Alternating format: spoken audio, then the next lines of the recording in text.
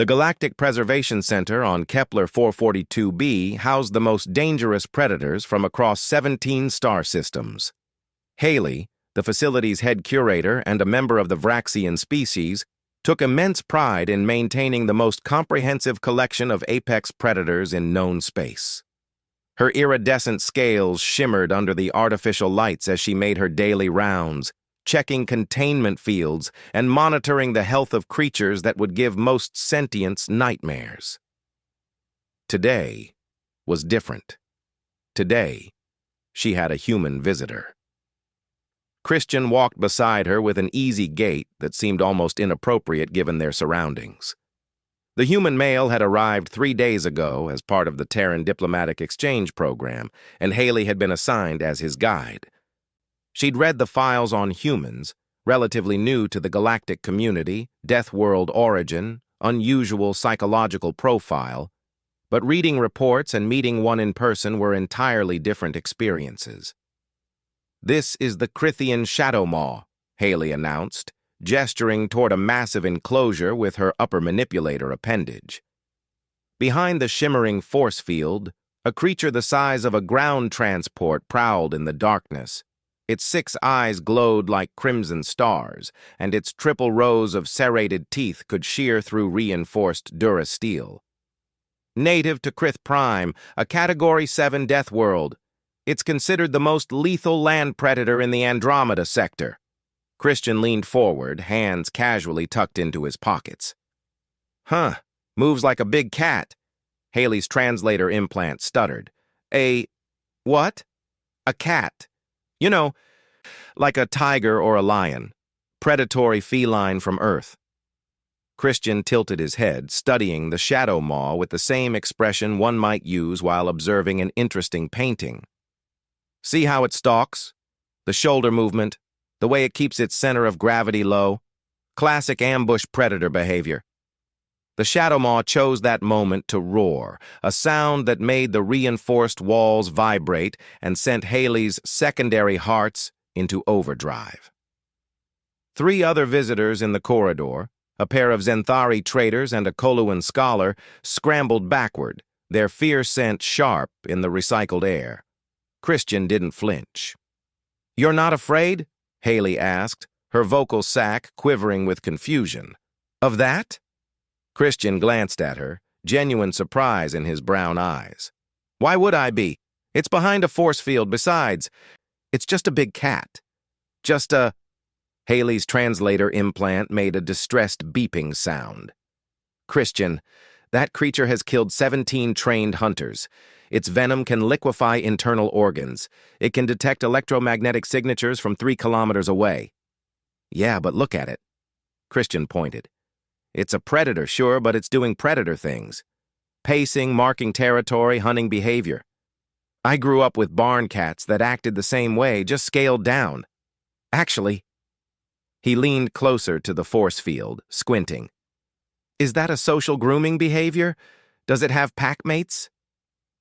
Haley felt her chromatic scales shift to a pale blue, indicating deep confusion. In her 15 years as a xenozoologist, she had never encountered anyone who looked at a Critian shadow maw and saw domestic parallels. "Let me show you something else," she said, determined to find something that would provoke a proper fear response from this baffling human. They descended 3 levels to the aquatic wing, where the temperature dropped significantly and humidity soaked the air. Haley's scales adapted automatically, but she noticed Critian pull his jacket tighter.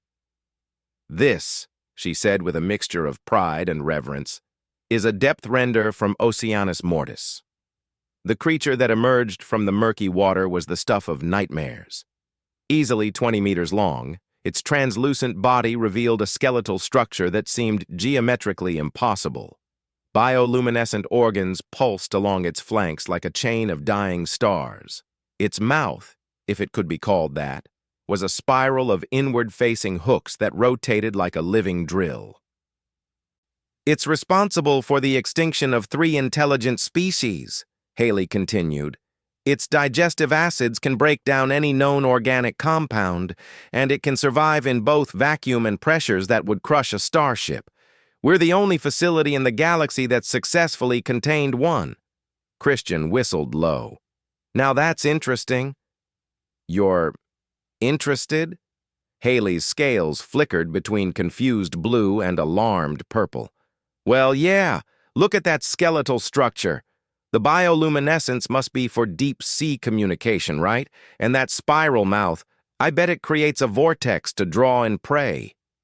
Christian pulled out his personal data pad and started taking notes.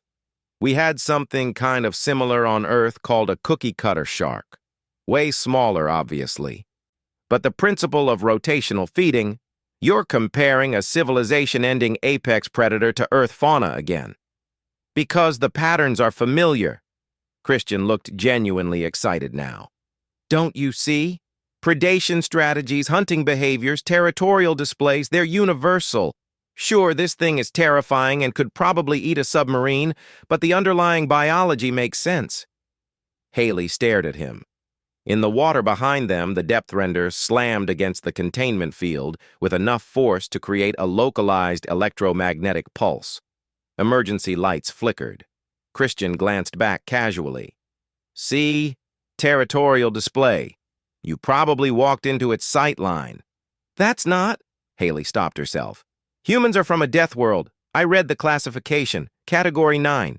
Yeah, Earth's pretty wild, Christian admitted. But that's kind of the point, isn't it? When you grow up dodging crocodiles, swimming in oceans with great white sharks, and living on the same continents as bears, leopards, and venomous snakes, you develop a certain perspective. Perspective, Haley repeated flatly. These are dangerous animals, Christian said, gesturing around the facility.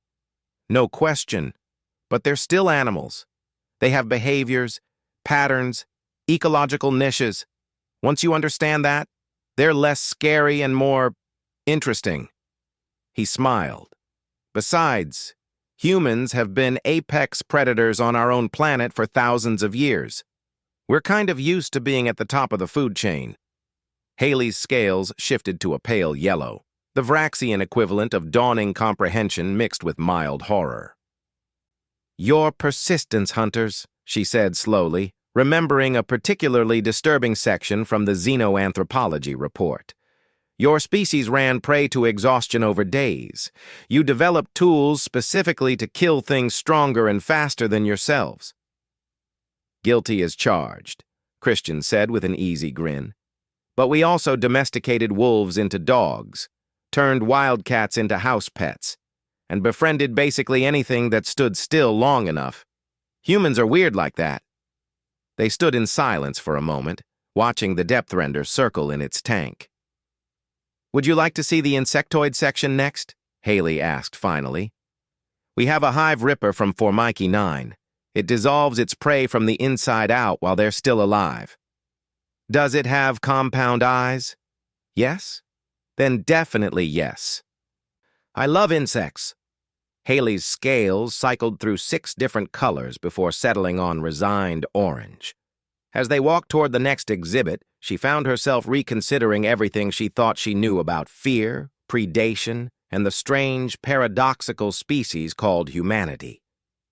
Behind them, the shadow maw watched Christian's retreating form with its 6 glowing eyes, perhaps sensing, on some deep, predatory level, that it was looking at something far more dangerous than itself. Just a big cat indeed.